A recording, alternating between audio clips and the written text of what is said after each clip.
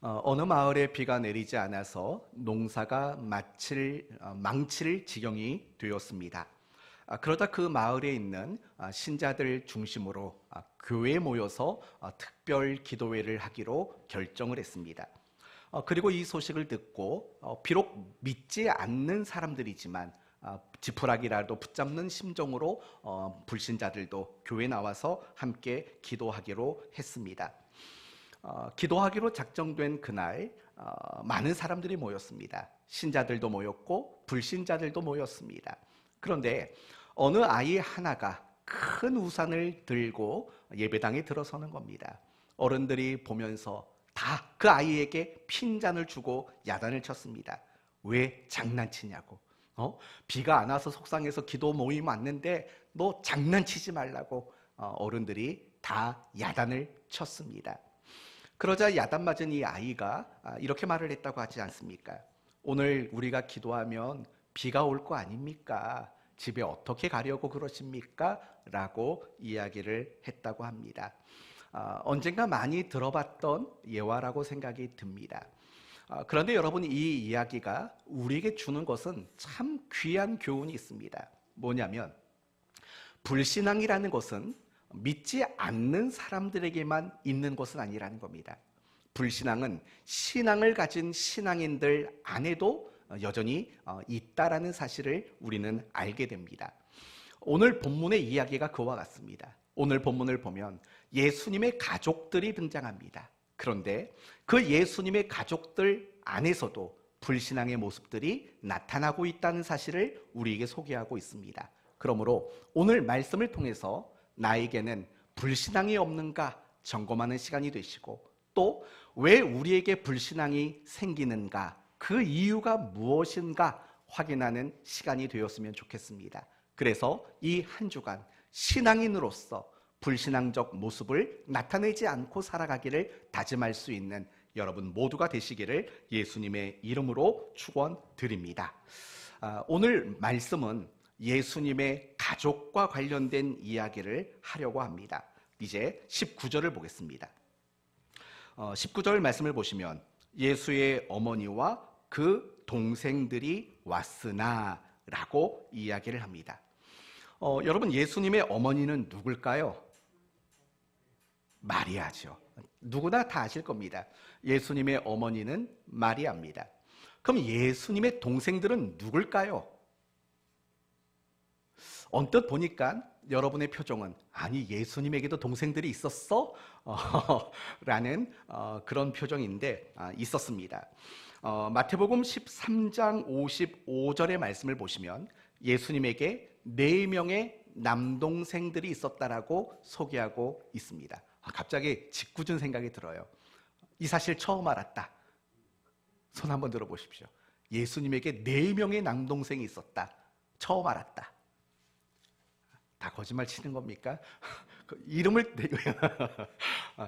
대보십시오. 그러면 알면 이름은 몰라도 4명이 있었다는 건 아시겠다라는 거죠. 마태복음 13장 55절을 보면 이렇게 돼 있습니다. 야고보, 요셉, 시몬, 유다, 이렇게 4명의 남동생이 있었다라고 소개를 하고 있습니다. 그리고 오늘 본문과 똑같은 내용이 소개가 되는 마가복음 3장 말씀을 보시면 여동생도 있다고 말합니다. 그러면 예수님의 여동생은 몇 명 있었을까요? 네? 10명이요? 그건 모릅니다. 성경에는 예수님의 여동생이 몇 명이라는 표현은 없고 단지 여동생들이라는 복수적 표현만 있습니다. 그러니까 예수님의 여동생은 복수로 표현되어 있으니까 최소 몇 명 이상인 겁니까? 2명 이상의 여동생이 있었다라고 참고할 수 있는 겁니다. 여러 가지 복음서의 내용을 종합해 보면 오늘 본문의 이야기는 이런 겁니다. 예수님의 어머니 마리아와 그 동생 야고보, 요셉, 시몬, 유다, 그리고 적어도 2명 이상의 여동생들이 지금 예수님을 찾아왔다라는 겁니다. 그런데 가만히 생각해 보면 누가 빠진 것 같습니까? 아버지가 빠졌습니다. 그 아버지의 이름은 누굽니까? 요셉이죠. 네, 네, 요셉입니다. 근데 이 요셉의 이름은 내용은 등장하지 않습니다. 그래서 대부분의 학자들은 어떻게 말하냐면 예수님이 공생애를 시작하기 이전에 그의 아버지는 이미 사망했을 것이다 라고 대부분의 학자들은 그렇게 이해를 합니다. 여러분이 한 가지 더 참고적으로 아실 게 있습니다. 로마 카톨릭에서는 마리아를 숭배합니다. 그리고 그 마리아를 숭배하기 위해서 무엇을 주장하냐면 마리아는 영원한 처녀성을 가졌다라고 주장을 합니다. 그러나 우리가 적어도 성경의 이야기들을 본다면 예수님이 성령으로 잉태되시고 출생한 이후에 그의 동생들이 있다라는 것을 보면 마리아는 영원한 처녀성을 가져서 숭배받을 대상이 아니라는 것을 우리는 알 수 있는 겁니다. 이 부분은 여러분이 참고하시면 됩니다. 그렇다면 적어도 오늘 본문을 보면 예수님의 어머니, 모친과 그리고 예수님의 동생들이 지금 예수님에게 찾아왔다는 겁니다. 그렇다면 이제 여기서부터 오늘 본문을 시작해야 합니다. 과연 예수님의 가족들은 왜 예수님을 찾아왔을까요? 예수님을 찾아온 이유가 뭘까요? 혹시 가족인 예수가 어떻게 사역을 하는지 궁금해서 찾아왔을까요? 아니면 예수님이 사역하는 그 광경을 구경하기 위해 찾아왔을까요? 그렇지 않습니다. 19절 말씀을 보면 이런 표현이 나와요. 예수의 어머니와 그 동생들이 왔으나 무리로 인하여 어떻게 하지 못했다고 합니까? 가까이라는 말이 나와요. 여기서 말하는 가까이라는 것은 어떤 의도를 가지고 만나려고 했을 때 쓰는 단어가 바로 이 가까이라는 단어라는 겁니다. 만나서 교제를 통해서 어떤 의도를 달성하기 위해 만나는 것, 그것을 가까이라는 이 단어가 설명해 주고 있는 겁니다. 그렇다면 이 예수님의 가족들이 지금 예수님을 찾아온 이유는 예수님에게 뭔가 하려고 하는 일들이 있었다는 겁니다. 적어도 이 예수님에게 무엇인가 말을 하고 그 말을 통해서 무엇인가를 하고자 하는 어떤 의도를 가지고 예수님께 찾아 나왔다라는 겁니다. 그렇다면 다음 질문은 이겁니다. 그럼 예수님의 가족들이 도대체 예수님에게 무엇을 말하려고 왔을까? 그리고 그 말을 통해서 무엇을 하려고 했을까라는 부분을 생각해 봐야 합니다. 그런데 안타깝게도 오늘 본문을 보면 그 의도가 뭔지, 무엇을 말하려고 하는지에 대한 이야기가 나오지 않습니다. 그러나 오늘 본문과 동일한 내용을 소개하는 다른 복음서를 보면 우리가 귀중한 정보 하나를 얻을 수 있게 됩니다. 마가복음 3장 21절에도 오늘 본문과 같은 내용이 소개가 됩니다. 그런데 이런 말이 나옵니다. 지금 이 예수님의 가족이 예수님과 관련된 어떤 소문을 들었다라는 겁니다. 그런데 크게 두 가지 소문입니다. 첫 번째 소문은 뭐냐? 예수님이 미쳤다라는 소문을 들었다라는 겁니다. 그래서 마가복음 3장에는 이런 말이 나와요. 예수의 친족들이 듣고 그를 붙들러 나오니 이는 그가 미쳤다 하밀러라 라는 거예요. 그러니까 예수님을 향하여 미쳤다라는 소문이 들려왔다라는 겁니다. 그런데 참고적으로 예수님이 미쳤다라는 이 표현은 뭐냐면 귀신 들렸다라는 표현인 거예요. 예수님 당시에 미치는 것은요, 다 어떤 생각을 갖도록 만드는 거냐면 귀신에게 사로잡혀서 엉뚱한 행동을 하는 것, 능력을 행하는 것, 그런 것들을 미쳤다라는 표현을 쓰는 겁니다. 그래서 예수님 당시에 여러 종교 지도자들이 예수님에게 했던 말이 뭐냐면 네가 바알세불을 힘입어 능력을 행한도다라고 예수님에게 이야기하는 겁니다. 그 말은 귀신이 들려서 미쳤고 귀신의 힘을 빌어서 어떤 기적과 능력을 나타내고 있다라는 그런 말인 겁니다. 중요한 것은 지금 예수님의 가족들의 귀에는 예수님이 귀신 들렸다, 예수님이 미쳐서 저런 일들을 하고 있다라는 이런 식의 소문이 들려왔다라는 겁니다. 그리고 또 하나의 소문이 들려왔습니다. 그게 뭐냐면 종교 지도자들이 이 예수님과 아주 심각한 충돌을 일으키고 있다라는 소문을 듣게 된 겁니다. 다시 말하면 종교 지도자들이 예수를 미워하고 있고 예수를 죽이려고까지 마음을 먹고 있다라는 이런 식의 소문들이 예수님의 가족들에게 들리게 되었다라는 겁니다. 그래서 이러한 소문을 들은 예수님의 가족들이 예수님을 만나기 위해 온 겁니다. 그리고 예수님에게 대화를 하기 위해 온 겁니다. 결국 의도와 목적은 무엇이겠습니까? 그만둬. 지금 하고 있는 일 그거 중단해. 그리고 우리와 같이 어떻게 하자고요? 집에 가자. 우리와 같이 집으로 돌아가자라는 거예요. 그럼 여러분 생각해 봐요. 지금 어머니 마리아는 혼자 오지 않았다고요.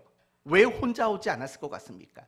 예수님이 만약에 자기의 제안을 거절하고 집으로 돌아가려고 하지 않는다면 누구 힘을 빌려보겠다는 겁니까?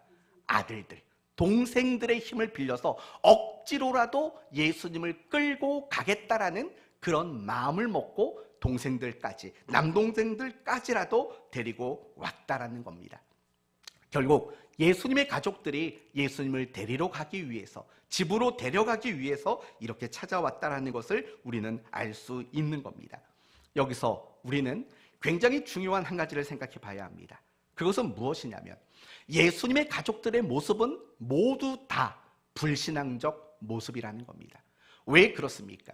그들이 예수님의 사역을 중단시키고 그리고 예수님을 집으로 데리고 가고자 했기 때문에 그렇습니다. 더 이상 예수님이 그 사역을 하는 것을 가로막는 그런 일들을 하고 있기 때문에 그들의 모든 행동과 그들의 모든 모습들과 마음은 한결같이 불신앙적 모습이라는 것을 우리는 알 수 있다는 겁니다. 물론 예수님의 동생들이 이런 불신앙의 모습을 나타내는 것은 이해가 됩니다. 제가 왜 이해가 되냐고 말았냐면 요한복음 7장 5절 말씀을 보면 이런 구절이 나옵니다. 이는 그 형제들까지도 예수를 믿지 아니함이러라 라는 말이 나와요. 적어도 예수님의 동생들은요, 예수님이 십자가에서 죽으시고 부활하시기 이전까지는 예수님이 그리스도시고 예수님이 하나님의 아들이라는 그런 믿음을 가지고 있지 않았다라는 거예요. 그러니까 믿음이 없고 신앙이 없기 때문에 그들이 자신의 형 예수를 데리고 가려고 하는 이 불신앙의 모습은 우리가 충분히 이해할 수 있는 겁니다. 이해가 안 됩니까? 이해가 되죠. 신앙이 없는데, 불신앙자들인데 당연히 불신앙적인 모습을 나타내는 것은 너무나 당연할 수밖에 없습니다. 그런데 오늘 우리가 주목하려고 하는 사람은 누구냐면 마리아입니다. 동생들이 불신앙의 모습을 나타낸다. 그것은 마치 오늘날로 말하면 세상의 불신자들이 불신앙적으로 살아간다. 충분히 우리는 이해하고 납득이 되는 거라고요. 하지만 마리아의 경우는 사실은 달라요. 왜 다르다고 말하냐면 마리아는 예수님께서 그리스도시고 하나님의 아들이시고 인류를 구원하기 위해 이 땅에 오셨다는 것을 알았을까요? 몰랐을까요? 알고 있었기 때문에 그래요. 그렇다면 이 마리아는 예수님이 하나님의 아들이시며 메시아로서 인류를 구원하기 위해 오신 분이라는 것을 어떻게 알게 되었을까요? 누가복음 1장으로 한번 넘어가 보시겠습니까? 누가복음 1장 30절 말씀을 보십시오. 누가복음 1장 30절. 같이 한번 30절에서 35절까지 읽어봅시다. 천사가 이르되 마리아여 무서워하지 말라. 내가 하나님께 은혜를 입었느니라. 보라 내가 잉태하여 아들을 낳으리니 그 이름을 예수라 하라. 그가 큰 자가 되고 지극히 높은 이의 아들이라 일컬어질 것이요 주 하나님께서 그 조상 다윗의 왕위를 그에게 주시리니 영원히 야곱의 집을 왕으로 다스릴 것이며 그 나라가 무궁하리라. 마리아가 천사에게 말하되 나는 남자를 알지 못하니 어찌 이 일이 있으리이까? 천사가 대답하여 이르되 성령이 내게 임하시고 지극히 높으신 이의 능력이 너를 덮으시리니 이러므로 나실 바 거룩한 이는 하나님의 아들이라 일컬음을 지으리라. 아멘. 지금 이미 이 마리아가 임신하기 전에 천사가 나타나서 성령으로 잉태될 것이며 이 잉태된 자는 하나님의 아들이라 일컬음을 얻을 것이다. 하나님의 아들 곧 메시아요 그리스도라고 분명히 이야기해 주었기 때문인 거예요. 이미 천사를 통해서 자신이 낳을 아들이 메시아고 그리스도라는 사실을 이미 알고 있었다라는 거예요. 모르고 시작한 게 아니라는 거예요. 이미 알고 시작했다라는 거예요. 계속해서 누가복음 2장을 보십시오. 누가복음 2장 15절을 보시면 누가 등장하냐면 15절 천사들이 떠나 하늘로 올라가니 목자가 서로 말하되 이제 베들레헴으로 가서 주께서 우리에게 알리신 바 이 이루어진 일을 보자 하고. 여러분, 천사들이 먼저 목자들에게 나타났습니다. 그리고 무슨 소식을 전했냐면 기쁜 소식을 전했습니다. 너희 마을에 누가 났다고요? 구주가 나셨다. 기쁜 소식을 전하게 되었다고요. 그리고 이 목자들이 베들레헴으로 가게 됩니다. 그리고 이 베들레헴에서 이 목자들이 마리아를 만나고 아기 예수께 경배를 합니다. 그리고 나서 어떻게 하냐면 자신들이 천사를 만났고 천사가 구주가 나셨다라는 소식을 전해 주었다라는 소식을 들었다고 마리아에게 이야기를 합니다. 그러자 2장 17절 말씀을 보십시오. 2장 17절 보면 보고 천사가 자기들에게 이 아기에 대하여 말한 것을 전하니 19절 마리아는 이 모든 말을 어떻게 했다고요? 마음에 새기어 생각하니라. 그러니까 예수님이 잉태하는 그 순간에도 예수가 누군지를 알았다는 거죠. 그렇죠? 그리고 예수를 출생한 그날 목자들이 와서 경배를 했을 때에도 그 이야기를 다시 한번 전해 듣고 마음에 새겼다. 이렇게 이야기를 하고 있습니다. 그리고 누가복음 2장 22절을 보시면 모세의 법대로 정결 예식의 날이 참에 아기를 다리고 예루살렘에 올라가니 아마 예수님을 출생한 지 40일이 지난 후일 겁니다. 그때 정결 예식을 위해서 예수님을 데리고 예루살렘에 올라갑니다. 그래서 그 예루살렘에서 두 사람을 만나게 됩니다. 25절을 보면 누굽니까? 시므온. 그리고 36절을 보면 누구죠? 바누엘의 딸입니다. 바누엘의 딸 안나라는 여자를 만납니다. 그리고 이 시므온과 안나를 통해서 듣게 되는 이야기가 뭐냐면 그리스도시다. 구주가 오셨다. 이 이야기를 또 이 두 사람을 통해서 마리아는 전해 듣게 되었다라는 거예요. 그리고 나서 누가복음 2장 41절로 넘어가면 이제는 예수님이 12살 때 이야기가 나와요. 다시 41절을 보시면 그의 부모가 해마다 6월절이 되면 예루살렘으로 가더니 예수께서 12살이 되었을 때에 라고 말해요. 그러니까 지금 예수님이 12살 때 6월절을 지키기 위해 가족들과 함께 예루살렘에 올라간 거예요. 6월절 절기를 다 지킨 거예요. 그리고 나서 이제 절기가 끝나고 집으로 돌아오는 길에 그만 예수님을 잃어버리고 말았어요. 그러니까 예수님의 부모가 깜짝 놀라서 예수님을 찾으려고 다시 성전으로 돌아갔어요. 그랬더니 그 성전에서 예수님이 뭘 하고 계셨냐면 46절 사흘 후에 성전에서 만난즉 그가 선생들 중에 앉아서 그들에게 듣기도 하시며 묻기도 하시니 듣는 자가 다 그 지혜와 대답을 놀랍게 여기더라. 이 모습을 예수님의 부모가 목격한 거예요. 그래서 48절을 보면 그의 부모가 보고 놀라며 굉장히 놀랬답니다. 그러면서 뭐라고 말하냐면 그의 어머니는 이르되 아이야 어찌하여 우리에게 이렇게 하였느냐. 일단 야단부터 치고 보는 겁니다. 보통 엄마들의 특징 아닙니까? 애들이 뭔가 잘못하면 왜 그랬는지 마음과 생각을 헤아려 줘야 되는데 일단 야단부터 치는 겁니다. 누구처럼요? 나처럼이지. 애꿎은 마리아처럼 나처럼 일단 야단부터 치고 본 겁니다. 그랬더니 이 12살 된 예수님이 이렇게 대답을 합니다. 49절 예수께서 이르시되 이거 목소리를 어떻게 해야 될지 모르겠네요. 어찌하여 나를 찾으셨나이까? 내가 내 아버지 집에 있어야 될 줄을 알지 못하였나이까? 그러니까 예수님께서도 자기 자신이 하나님의 아들이라는 것을 분명히 인식하고 그에 대한 대답을 한 겁니다.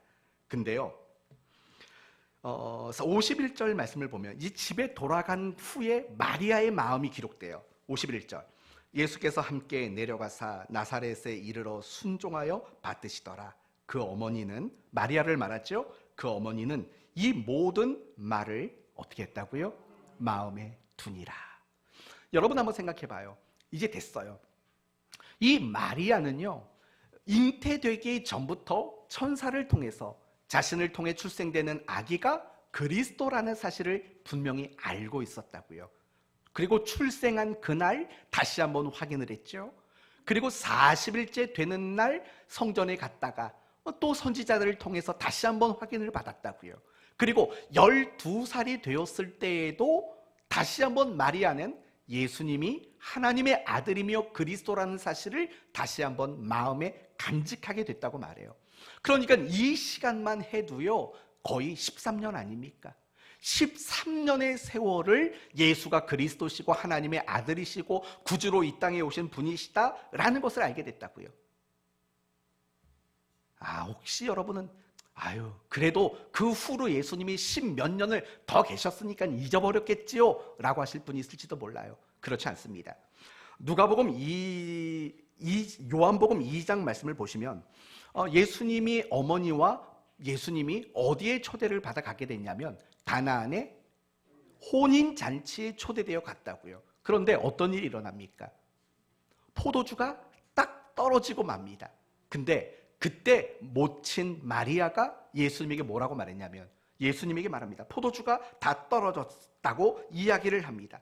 그러면서 예수님의 모친께서, 마리아께서 거기에 있는 하인들에게 뭐라고 말하냐면 이렇게 말합니다. 그의 어머니가 하인들에게 이르되 너희에게 무슨 말씀을 하시든지 그대로 하라. 여러분, 적어도 이런 말을 했다라는 것은 예수님이 어떤 존재이며 어떤 분이라는 인식을 분명히 가졌다라는 거예요. 그러면 예수님이 가나안 혼인 잔치에서 이런 놀라운 일들을 일으켰을 때 예수님의 나이는 몇 살이었을까요? 30이었다고요. 30살에 공생애를 시작했으니까. 그렇죠?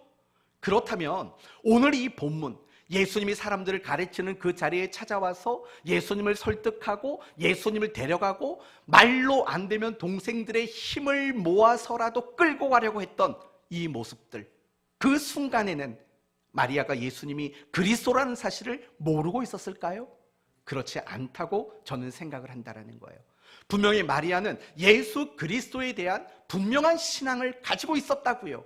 그럼에도 불구하고 그 그리스도로서 하시는 그 사역들을 중단시키고 집으로 데려가고자 하는 이런 불신앙의 일들을 지금 저지르고 있다라는 거예요. 그렇지 않습니까? 여기서 우리가 보게 되는 건 바로 그런 얘기들인 거예요. 불신앙은 정말 신앙이 없는 불신자들에게만 나타나는 게 아니에요. 정말 신앙이 있다고 말하는 사람들, 때로는 신앙이 좋다고 말하는 사람들에게도 이 불신앙의 모습들은 여전히 나타나게 된다라는 거예요.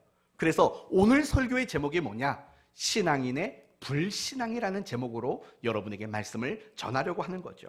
성경의 몇몇 인물들을 통해서 이 이야기를 한 번 더 점검을 해보려고 합니다. 먼저 아브라함과 사라를 생각해 보십시오. 아브라함과 사라. 하나님은 99세 된 아브라함에게 나타나셨습니다. 그리고 뭐라고 말하냐면 아들을 낳게 할 것이다, 자식을 줄 것이다 라고 아브라함에게 이야기를 합니다. 그러자 아브라함의 표현, 어떤 모습이라고 표현하냐면 아브라함이 엎드려 웃으며 마음속으로 이르되 100세 된 사람이 어찌 자식을 낳을까? 사라는 90세니 어찌 출산하리요? 그러니까 말은 못하는 거예요. 하나님 앞에 차마 말은 못하지만 속으로 웃으면서 말하는 거죠. 100세 된 사람이, 90세 된 여자가, 이런 마음의 생각과 마음의 웃음을 가지고 있었다고요. 또 얼마 지나서 창세기 18장 말씀을 보시면 이번에는 하나님이 또 천사를 보내서 아브라함에게, 사라에게 이렇게 말합니다. 더 구체적으로 말해요.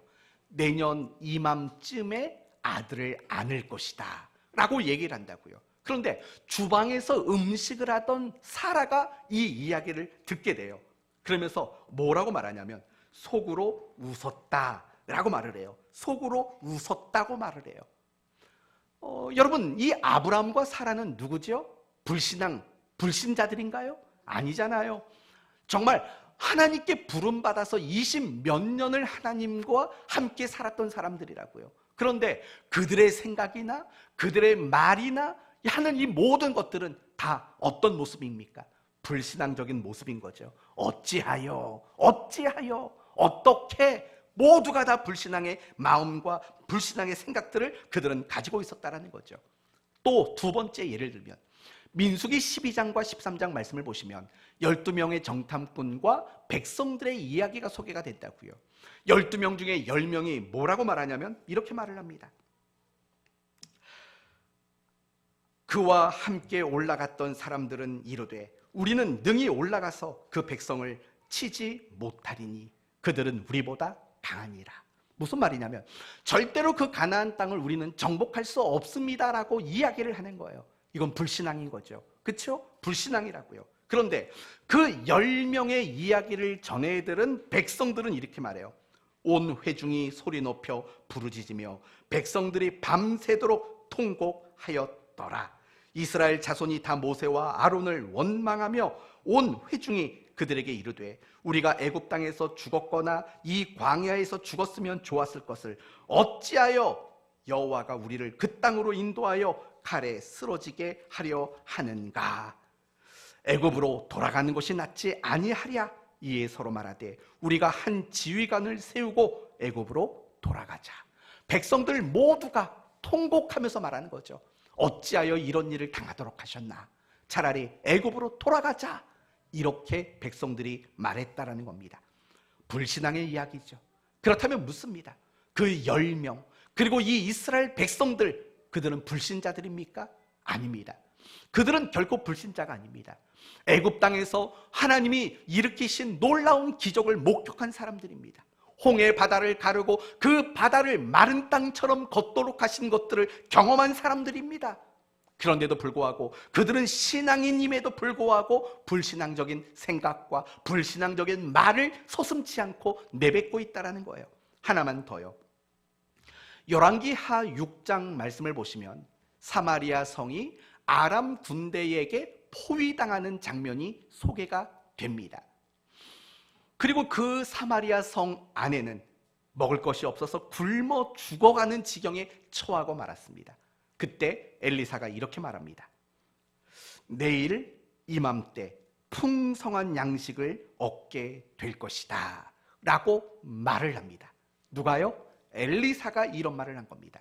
그런데 그 곁에서 이 말을 들은 무명의 이름이 기록되지 않은 한 장관이 뭐라고 말하냐면 한 장관이 하나님의 사람에게 대답하여 이르되 여호와께서 하늘의 창을 내신들 어찌 이런 일이 있으리요? 라고 말을 한다고요. 불가능하다는 겁니다.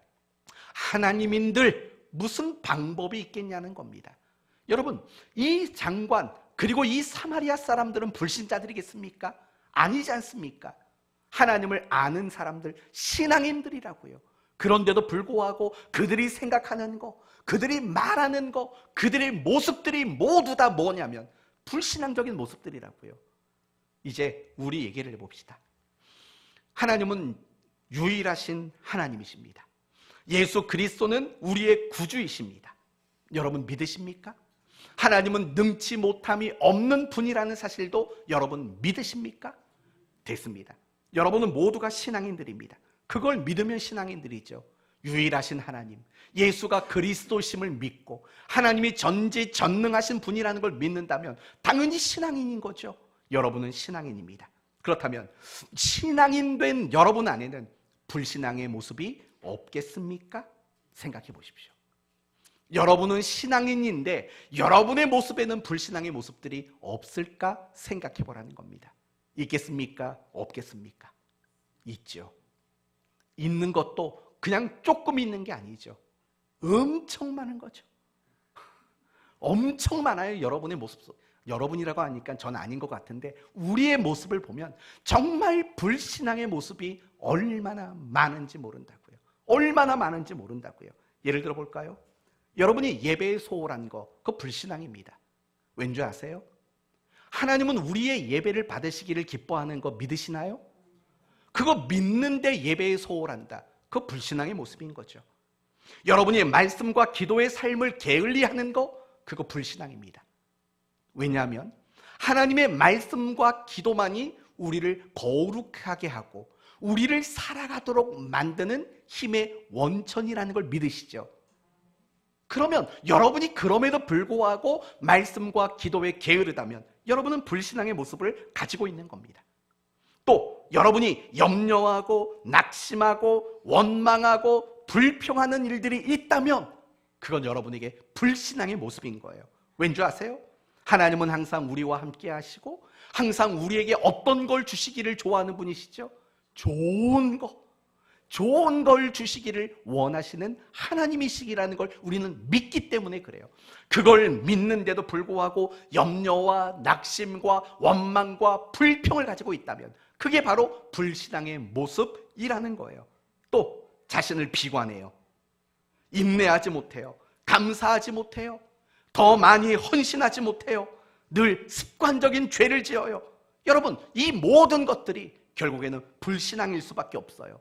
왜냐하면 하나님이 우리를 사랑하시고 하나님이 우리에게 끊임없이 은혜 베풀어 주신다는 것을 우리는 믿기 때문에 그래요. 그게 다 불신앙의 모습이라고요. 더 나아가서 여러분이 세상의 재미에 빠져 살고 세상에 소망을 두며 살고 세상을 의지하며 살아간다면 그게 불신앙이라고요. 하나님보다 세상 재미가 더 좋고 하나님 앞에 나오는 것보다 세상의 재미를 누리는 게 더 좋다면 그게 불신앙이라고요. 왜 그럴까요? 오직 우리의 소망은 하나님밖에 없으니까. 우리의 기쁨의 원천은 하나님이시기 때문에 여러분이 그런 방식의 삶을 살아가는 것은 모두가 다 불신앙이라는 거예요. 여러분 자신을 돌아보셔야 돼요. 지금 내 모습 속에 정말 불신앙의 모습이 없는가? 여러분 자신을 점검하셔야 돼요. 굉장히 많으리라 생각해요. 그리고 우리가 가지고 우리가 나타내는 불신앙 가운데 가장 큰 불신앙은 결국에는 불순종이라는 사실을 우리는 알아야 할 것입니다. 우리가 하나님의 말씀대로 살지 않는 것, 우리가 불순종하며 살아가는 것, 그것이야말로 가장 큰 불신앙의 모습인 거예요. 왜냐하면 우리가 지금까지 살펴봤던 내용들이 뭐예요? 예수님의 신앙 공동체, 그 신앙 공동체의 특징은 무엇이라고 말했죠? 지난주에 순종함에 있다라고 우리는 알고 믿고 있기 때문에 그래요. 이와 마찬가지인 거예요. 우리가 분명히 신앙인으로 이 땅을 살아간다고요. 그럼에도 불구하고 우리 안에는 너무나도 많은 불신앙의 모습들이 있다고요. 그렇다면 이제 가장 중요한 이야기를 해봅시다. 지금까지가 서론이었습니다. 이제 본론으로 들어가 봅시다. 왜? 우리는 신앙인임에도 불구하고 왜 내 모습 속에는 불신앙의 모습들이 나타날 수밖에 없는 이유는 무엇일까? 이 부분을 우리는 생각해 봐야 합니다. 도대체 여러분 생각은 어떻습니까? 여러분 모두가 신앙인이 맞지 않습니까? 그런데도 불구하고 내 모습 속에서 정말 다양한 불신앙적 모습, 예배에 소홀하고 말씀과 기도를 게을리하고 하나님 말씀대로 순종하지 않고 세상 재미에 빠져 살아가고 하는 그것 말고도 다양한 그 불신앙의 모습이 내게 나오는 이유가 뭘까? 여러분은 그 이유가 뭐라고 생각하십니까? 저는 오늘 여러분에게 단 한 가지를 강하게 강조를 하려고 합니다. 그게 무엇이냐? 바로 내가 기준이 되어 살기 때문에 그렇다고요. 다시 한번 잘 생각해 보세요. 내가 신앙인임에도 불구하고 내 모습 속에 끊임없이 불신앙의 모습들이 드러나고 나타나는 이유는 어떻게 살기 때문에요? 내가 기준이 돼서 살기 때문에, 내가 중심이 되어서 살기 때문에 우리는 불신앙의 모습들이 나타날 수밖에 없는 거예요. 이제 아까 여러분에게 설명드렸던 마리아를 먼저 생각해 봅시다. 분명히 마리아는 신앙인입니다. 그럼에도 불구하고 그가 불신앙적인 모습을 나타냈던 이유가 뭐냐? 바로 내가 기준이 되었기 때문이라는 겁니다. 마리아는 예수님을 하나님의 아들로서 인류를 구원하기 위해 보내진 그리스도라는 사실을 알았어요. 그렇죠? 그러나 마리아는 하나님의 아들로 여기기 이전에 먼저 내 아들로 여긴 거죠. 내 아들로 여겨서 내 아들이 사람들에게 미쳤다는 소리 듣는 게 싫었고, 내 아들이 종교 지도자들에게 해를 당하는 것, 그걸 참아 볼 수 없는 마음이 있는 거죠. 물론 당연히 어머니니까, 당연히 배 아파 낳은 자식이니까 그럴 수 있어요. 그것 자체가 아니라고 말하는 게 아니에요. 그러나 알잖아요. 인류의 죄를 위해서 이 땅에 오신 그리스도라는 것을 알잖아요. 하나님이 그던 의도를 가지고 있다는 걸 알고 있는 거잖아요. 그러나 하나님이 우선이고 하나님이 기준이 되지 못한 거죠. 내가 우선이고 내가 기준이 되어버리니까 신앙인임에도 불구하고 불신앙적 모습들이 마리아에게 나타날 수밖에 없었던 거예요. 아브라함과 사라의 이야기를 해봅시다. 하나님이 그들에게 거듭해서 이야기를 했다고요. 그리고 그들이 99살 먹었을 때에는 구체적인 시점까지 얘기했다고요. 내년 이쯤에 라고 이야기를 하고 있다고요. 내년 이쯤이라고 말을 했다고요. 그런데 이 아브라함과 사라는 어찌하여 라고 마음으로 웃어버렸다고요. 왜 그런 불신앙이 일어났을까요? 이유는 굉장히 간단해요. 아브라함이 이렇게 말했죠. 100세 된 사람이 어찌 자식을 낳을까? 사라가 이렇게 말했죠. 내가 노쇠하였고 내 주인도 늙었으니 내게 무슨 즐거움이 있으리요? 이게 그들의 말이라고요. 무슨 말인 거 아니? 이런 거죠. 그들이 신앙인임에도 불구하고 적어도 25년간 신앙생활을 한 사람인데도 불구하고 하나님은 전지전능하신 능치 못함이 없는 하나님이라는 기준에서 생각하지 못한 거죠. 99살 먹은 할아버지라는 자기 기준에서 생각한 거죠. 99살 먹은 할머니라는 그 기준에서 생각을 하게 된 거죠. 바로 이게 중요하다는 거예요. 정말 아브라함과 사라가 능치 못함이 없는 하나님이라는 기준으로 그 하나님의 말씀을 받아들였다면 그래도 그들에게 불신앙이 있었겠습니까? 아닌 거죠. 그들은 늙어버린, 노쇠해져버린 자기의 육체와 자신의 나이를 기준으로 하나님의 말씀을 이해하려고 하니까, 그 말씀을 받아들이려고 하니까 그게 받아들여질 수가 없었던 거죠. 내가 기준이니까. 그들의 인생에서 항상 내가 중심이고 내가 기준이니까 불신앙의 모습들이 그들에게는 끊임없이 나올 수밖에 없는 거죠. 가나안의 정탐꾼들 그리고 그 백성들도 다 똑같은 거 아닙니까? 그들은 말합니다. 우리는 그들을 이길 수 없습니다. 그러면서 심지어 이렇게 말하죠. 우리는 그들 앞에 무엇과 같다고요? 메뚜기와 같습니다 라고 말한다고요. 여러분, 이건 있는 그대로 말한다는 게 핵심이 아니라 자기 기준으로 밖에는 생각 못한다는 거예요. 그러나 하나님이 하셨던 건 뭡니까? 약속을 주셨잖아요. 내가 그 땅을 너희에게 주겠다고 약속하셨잖아요. 그리고 하나님께서 얼마든지 약속을 지킬 수 있는 능력과 권세를 가지고 있다는 거 그들은 경험했잖아요. 그런데도 불구하고 그들은 못 간다고 말한다고요. 못 들어간다고 말한다고요. 차라리 다시 손 싹싹 빌고 애굽으로 돌아가자고 말한다고요. 왜 이런 불신앙이 나왔습니까? 그들은 자기가 기준이 된 거예요. 우리는 전쟁 치러본 적이 없는데, 우리는 저 사람들에 비해 체격 조건도 작은데, 우리는 그들 앞에 할 수 있는 게 없는데, 다 철저하게 자기가 기준이 되어버린 거죠. 그러니까 그들은 절대로 신앙의 모양을 만들어낼 수 없는 거죠.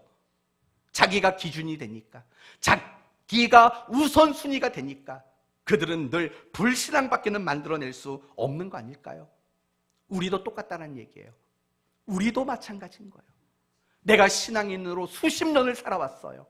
그러나 여전히 내가 만드는 건 불신앙밖에 없어요. 말 한마디 내뱉는 것도 온통 불신앙적인 말만 하고, 생각하는 거나 마음 씀씀이나 감정이나 행동이나 어떤 선택이나 어떤 계획이나 어떤 목표를 정하는 거나 온통 불신앙만 묻어 있다고요. 이유가 뭔지 아세요? 늘 내가 기준이거든요. 내가 주인공이거든요. 내가 중심이거든요.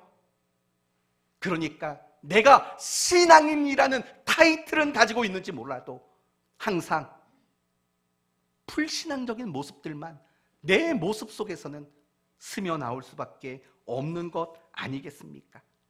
생각하는 게 내가 기준이고, 감정도 내가 기준이고, 모든 게 다 내가 기준이에요. 그러니 어떻게 불신앙의 모습들이 나오지 않겠습니까? 하나님이 기준이 되셔야 되죠. 하나님이 여러분의 삶의 우선순위가 돼야 되죠. 그래야지만 우리는 불신앙을 걷어내고 신앙의 열매들을 만들어갈 수 있는 거죠. 우리는 여기에서 많은 실수를 하게 되는 거예요. 끝으로 여러분에게 이런 말을 하려고 해요. 신앙인이 되었다라는 의미는 뭘까요? 신앙인이 되었다라는 말의 의미, 종교를 기독교로 가진 자가 되었다는 걸 의미할까요? 하나님께 대한 신념과 확신을 가진 사람이 되었다라는 뜻인가요? 그래서 목사에게 종교적 활동을 요구받는 사람이 되었다라는 게 신앙인이 되었다라는 말의 의미일까요? 여러분의 생각은 어떻습니까? 과연 신앙인이 되었다라는 말의 의미가 뭘까요? 어쩌면 여러분은 모르거나 아니면 잘못 알고 있는 경우가 사실은 너무 많은 것 같습니다. 제가 마지막으로 여러분에게 드리고 싶은 이야기는 우리가 신앙인이 되었다라는 것, 그 의미가 무엇인가를 말하려고 합니다. 이렇게 말하겠습니다. 신앙인이 되었다라는 것은 한마디로 말하면 내가 지금까지 가지고 있었던 세상적인 세계관을 버리고 기독교적 세계관을 가지고 살아가는 자가 된 것, 이게 바로 신앙인이 되었다라는 말의 의미인 겁니다. 더 정확히 말하면 이거죠. 내가 예수 믿기 이전에 가지고 있었던 세상적 세계관이 있지 않습니까?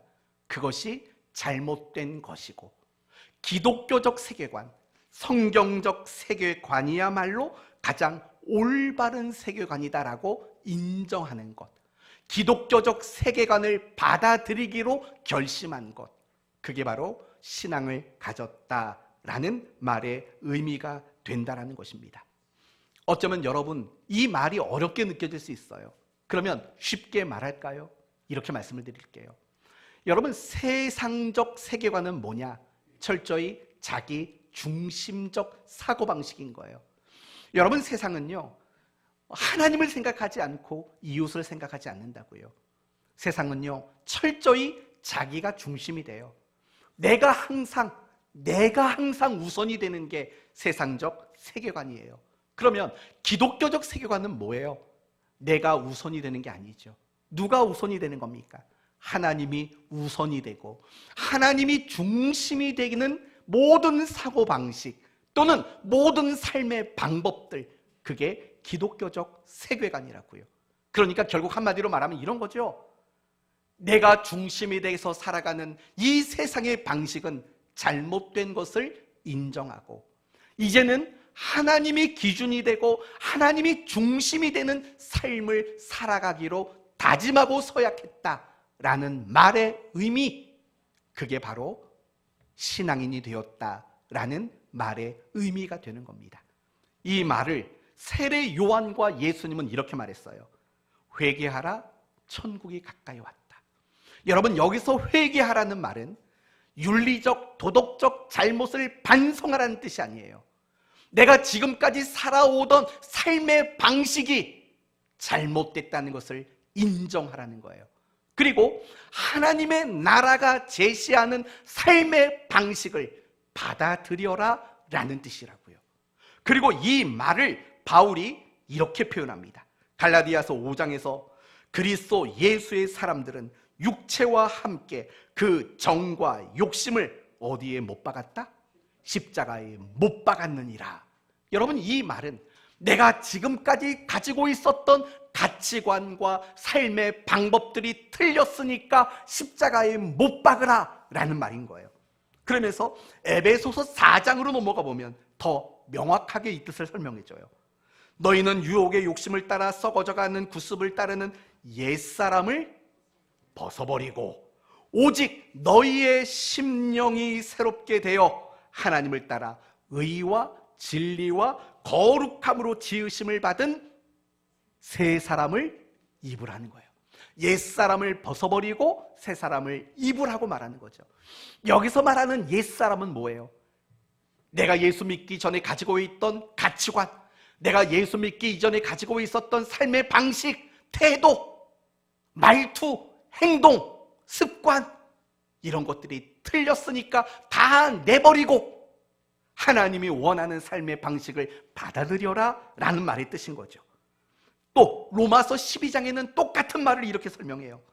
너희는 이 세대를 본받지 말고 오직 마음을 새롭게 함으로 변화를 받아 하나님의 선하시고 기뻐하시고 온전한 뜻이 무엇인가 분별하도록 하라. 이 세대를 더 이상 본받지 말래요. 이게 무슨 말이냐면 우리가 지금껏 예수 믿기 전에 살던 삶의 방식을 이제는 버리라는 거예요. 더 이상 그 방식대로 살지 말라는 거예요. 새로운 방식의 삶을 살라고 말하는 거예요. 이게 신앙인이 되었다라는 말의 의미인 거라고요. 사랑하는 성도 여러분, 우리가 왜 불신앙의 모습들을 자꾸 만들어내는 줄 아세요? 이걸 바꾸지 않는 거예요. 여러분이 교회는 열심히 나와요. 열심히 설교를 듣고 성경도 나름대로 열심히 봐요. 기도도 열심히 한다고요. 봉사도 열심히 하고 전도도 열심히 한다고요. 근데 뭘 안 바꾸는지 아세요? 여러분이 가지고 있는 삶의 방식을 안 바꿔요. 여러분의 생각을 안 바꾸고 여러분의 감정을 바꾸지 않고 여러분의 인생을 살아가는 방법들을 바꾸지 않는 거라고요. 여러분이 이웃을 대하는 태도도 바꾸질 않아요. 그저 종교적 행위와 열심을 만들어내는 데만 열혈해서 살아가고 있다고요. 성도 여러분, 정말 신앙인이 되었다라는 것은 내 가치관을 고치는 거예요. 가치관이라는 거, 세계관이라는 거 뭔지 아시잖아요. 내가 지금까지 살면서 습득하게 된 세상을 보는 이해와 견해와 관점, 그것이 만들어낸 내 삶의 방식들, 이런 것들이죠. 가치관과 세계관이라는 것. 이걸 고치지 않으면 미안하지만 여러분은 평생 불신앙의 모습을 나타내며 살 수밖에 없다라는 거예요. 우리는 어떤 사람과의 관계가 어려우면 어떤 방법을 쓰냐면 안 만나는 방법을 쓴다고요. 그게 세상 사람들의 방법이에요. 안 만나? 그냥 우리 딸내미 말대로 말하면 학교에 갔더니 어떤 친구랑 다퉜는데 그 친구가 절교하자고 그랬다고. 우리는 절교하면 그만이에요. 교회 갔더니 교회가 나를 사랑해 주지도 않고 나를 별로 알아주지도 않고 딴 교회 가면 되지. 이런 식의 사고방식을 늘 가지고 있다고요. 어떤 문제가 생기면 에이, 거짓말 좀 하면 어때? 좀 나쁜 짓을 조금 하면 어때? 회개하면 되지. 늘 이런 식의 생각을 가지고 신앙생활을 한다고요. 그러니까 뭐가 안 바뀐 거냐면요, 가치관이 안 바뀐 거예요. 가치관이. 세계관이 안 바뀐 거예요. 삶의 방식을 안 바꾸는 거라고요. 여기에 가장 큰 문제가 있는 거예요. 아니, 우리가 도대체 신앙생활을 하는, 목소리가 왜 이래요? 아니, 우리가 지난주에 좀 아파서 그래요. 네, 우리가 신앙생활을 하는 이유가 뭐냐고요. 결국은 나를 자꾸 뜯어 고치는 거잖아요. 사고방식을 바꾸려고 하고 삶의 방식을 바꾸려고 하는 게 이게 신앙생활을 하는 이유인 거잖아요. 그걸 해야 제대로 된 신앙생활을 하는 거잖아요. 근데 우리는 신앙생활을 하면서요, 이것만 쏙 빼놔요. 늘 이것만 빼놓는다고요. 우리가 늘 하나님 앞에 회개하는 것들이 뭔 줄 아세요? 그냥 표면적인 거예요. 성경 못 읽었네요. 오늘 누구 좀 미워했네요. 이런 거라고요. 그거보다 더 본질적인 거, 그거보다 더 핵심적인 것은 여러분의 사고방식과 삶의 방식을 안 바꾼 게 제일 큰 문제라고요. 그러니 불신앙이 나오죠. 왜요? 성경을 몰라서 불신앙이 나오는 게 아니에요.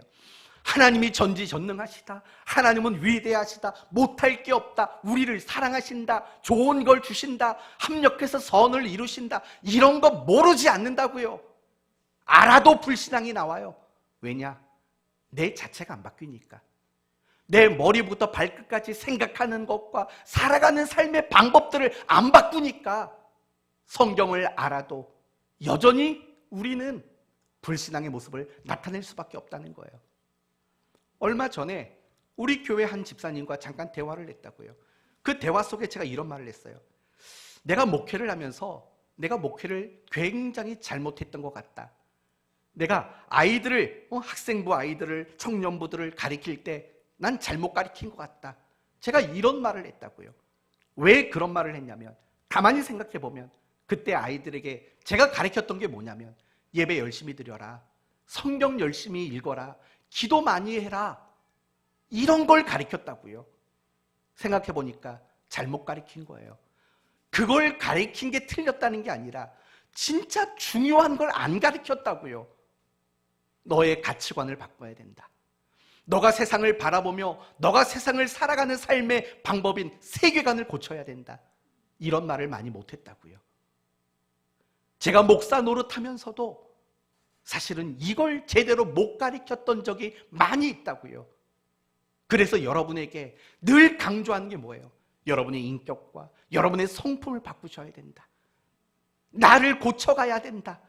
이런 것들을 강조할 수밖에 없는 이유가 지난날 제가 잘못 목회했던 것들을 근거하기 때문에 그래요.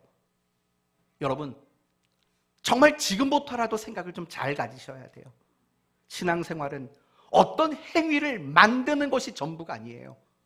정말 신앙생활이라는 것은 결국에는 나의 가치관을 바꾸고 나의 삶의 방법을 바꾸고 내가 살아가는 태도를 바꾸는 거예요. 이게 되지 않으면 여러분은 천국 가는 그날까지 온통 불신앙만 만들어낼 수밖에 없는 거예요. 그러나 여러분의 가치관이 바뀌고 여러분의 세계관이 바뀌고 내가 기준이 되고 내가 중심이 되던 것에서 이제는 하나님이 중심이고 기준이고 우선이 되는 사람이라면 여러분의 인생은 완전히 바뀌게 될 거예요. 사도행전 1장 14절에 이런 말이 나와요. 잘 들어보고 머리 좀 굴려보세요. 여자와 예수의 어머니 마리아와 예수의 아우들과 더불어 마음을 같이하여 오로지 기도에 힘쓰니라. 누가 등장하지요? 어머니 그리고 아우들 등장한다고요. 그런데 그들이 어떻게 했다고요? 오로지 기도에 힘쓰니라가 된 거예요. 그들이 자기가 기준이고 자기가 중심이었을 땐 불신앙적인 모습들이 그들의 삶을 지배해버렸다고요. 그러나 그들의 중심이 이제 하나님이 되고 기준이 하나님이 되었을 때 그들은 오로지 기도에 힘쓰는 자가 됐다고요. 여러분 혹시 기억나십니까? 예수님의 남동생 4명 누구죠? 말해보십시오. 야고보, 요셉, 시몬, 누구죠? 유다. 그런데 이 4명 중에 2명이 성경 저자라는 거 알고 계십니까? 유다가 누구냐? 유다서를 기록한 사람이라고요. 그런데 제가 이 유다서 1장 1절을 읽으며 얼마나 마음이 뜨겁고 감격이 되는지 몰라요. 제가 읽어드릴 테니까 들어보세요. 유다서 1장 1절. 예수님의 동생 유다의 편지입니다. 예수 그리스도의 종이요 야고보의 형제인 유다는 부르심을 받은 자 곧 하나님 아버지 안에서 사랑을 얻고 예수 그리스도를 위하여 지키심을 받는 자들에게 편지하노라. 자신이 예수의 종이라고 말을 해요. 놀라운 변화 아닙니까? 또 야고보는 누굽니까? 여러분이 잘 아시는 야고보서를 기록한 사람이 야고보고 그가 바로 예수님의 동생이라고요. 그리고 이 야고보가 누굽니까? 베드로가 초대교회 리더였지 않습니까? 그가 물러나고 그 다음에 초대교회 리더도 세움받아 총회를 이끌었던 사람이 바로 야고보, 예수님의 동생입니다. 그런데 흥미로운 것은 야고보서 1장 1절도 우리를 감격해 한다는 거예요. 이렇게 돼 있어요. 하나님과 주 예수 그리스도의 종 야고보는 뭐라고 말해요? 주 예수 그리스도의 종이라고 말을 해요. 여러분, 이런 것들이 다 무엇을 의미하는 거예요? 내가 기준이고 내가 중심이고 내가 우선이었던 그들에게 변화가 일어났다라는 거예요. 어떤 변화가요? 하나님이 기준이고 하나님이 중심이고 하나님이 우선순위가 된 자로 변화가 일어난 거예요. 진정한 신앙인이 됐다라는 거예요. 그들의 가치관과 그들의 세계관이 완전히 바뀌었다라는 거예요. 그래서 어떻게 됐어요? 그들이 하나님의 나라를 위해 예수 그리스도의 종이 되어서 목숨도 아끼지 아니하는 그런 인생을 그들은 살게 됐다고요. 뭐가 바뀌었는지를 생각하라고요. 육체적인 관계 속에서는 형 동생의 관계예요. 그러나 바뀐 것은 그들의 기준과 중심, 그들이 가지고 있는 가치관과 그들이 가지고 있었던 세계관이 바뀐 거라고요. 그랬더니 사람이 바뀌는 거예요. 아시겠어요? 여러분 나름대로 꿈을 꾸잖아요. 내가 정말 멋진 그리스도인이 되고 싶고 하나님 앞에 누구보다도 아름다운 모습의 신자가 되기를 꿈꾸잖아요. 그걸 원하신다면 여러분의 가치관과 세계관을 바꾸지 않으면 그 꿈은 절대로 이루어지질 않아요. 바꾸셔야 돼요. 생각하는 거, 행동하는 거, 계획하는 거, 목표하는 거, 여러분의 모든 인생의 방법과 태도를 바꾸셔야 돼요. 그거 하기 싫으시면 여러분이 예수를 믿을 것인지 말 것인지 다시 고민하기를 바라요. 교회 다니는 사람이 많이 있는 게 중요하지 않아요. 정말 중요한 것은 예수를 믿는 그 이유로 그것 때문에 내 생각과 내 인생과 가치관과 세계관을 바꾸는 사람들이 많아지는 게 중요하다고요. 물론 그냥 어떻게 됐든 여러분 예수라도 믿고 천국에 가는 거 그것만으로도 천만 다행이죠. 그러나 하나님의 나라를 생각하신다면, 몸된 교회를 생각하신다면 이대로 여러분 신앙생활해서는 안 돼요. 지금처럼 신앙생활하면 안 된다고요. 언제까지 30년 전 신자의 모습 그대로 지금 살아가시고 맨날 여러분의 모습 속에서는 불평 가득하고 원망 가득한 불신앙의 모습만 드러내고 사시겠냐고요. 제발 생각하는 걸 바꾸세요. 삶의 방식 좀 바꾸세요.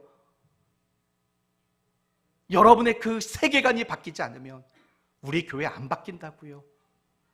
우리 교회가 왜 안 바뀌는 줄 아세요? 우리 모두가, 저를 포함한 우리 모두가 도무지 가치관이 바뀌질 않는다고요. 얼마 전에 목자 단톡방에 올렸죠. 추수감사절, 우리가 하나님 앞에 감사로 드릴 수 있도록 함께 고민하고 이야기합시다. 이제 예배 끝나고 점심 먹고 나서 목자들 모일 거예요. 여러분의 입에서 무슨 말이 나오는지 들어볼 겁니다. 과연 여러분이 작년보다 가치관과 세계관이 바뀌었는지, 아니면 그냥 과일 바구니나 좀 하고 아무개 집사는 그냥 감사문이나 써와 이러고 끝난다면 여러분은 작년이나 올해나 하나도 가치관이 바뀌지 않는 사람으로 감사주의를 지키게 될 거라고요. 이건 하나의 단적인 예일 뿐이에요. 우리가 정말 신앙인이 되었다라는 건 이걸 바꾸는 거예요. 가치관, 세계관, 삶의 방법. 이게 바뀌지 않는 한 우리의 신앙은 절대 바뀌지 않고 끊임없이 불신앙의 모습들만 나오게 될 줄로 압니다. 말씀을 마치겠습니다. 예수님의 가족들이 등장합니다. 그들은 불신앙의 모습을 드러냈습니다. 동생들은 그럴 수 있습니다. 믿지 않았으니까. 그러나 믿음을 가지고 있었던 마리아는 그조차도 불신앙이 나왔습니다. 이유가 뭡니까? 자기가 기준이고 중심이었기 때문에. 그의 가치관과 세계관이 하나도 달라지지 않았기 때문에 분명히 천사의 음성을 들었고 많은 사람들의 고백을 들었음에도 불구하고 마음에 새기기는 새겼지만 아무것도 바뀐 게 없는 거죠. 그래서 그의 모습에는 여전히 불신앙밖에는 나오지 않은 거죠. 그러므로 우리가 신앙에 힘써야 될 것이 무엇인지 다시 한번 여러분이 깨달았으리라 생각합니다. 여러분의 가치관과 세계관을 바꾸는 일에 여러분의 신앙에 초점을 두셔서 예배 열심히 나오십시오.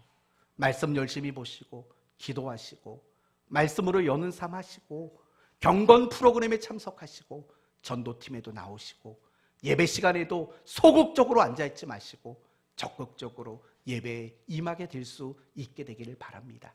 그럴 때 여러분에게 참다운 신앙의 모습들이 열매 맺게 되기를 예수님의 이름으로 축원드립니다.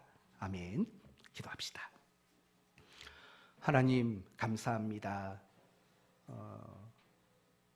예수님의 모친 마리아는 예수님이 누구인지를 알았고 마음에 새기기까지 했습니다. 그러나 그럼에도 불구하고 불신앙의 모습들이 너무나도 많았습니다.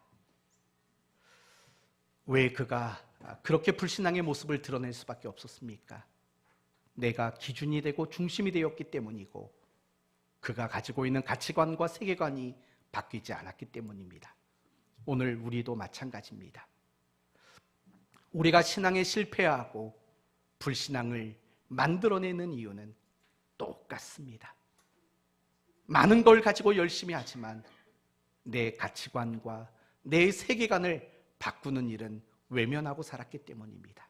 이제 우리가 무엇에 힘써야 할지 알게 해 주셨습니다. 오로지 그 일에만 힘쓰는 저희들이 되게 하셔서 불신앙의 모습은 줄어들게 하시고 신앙의 아름다운 열매들만 만들어지도록 도우시옵소서. 예수님의 이름으로 기도 올리옵나이다.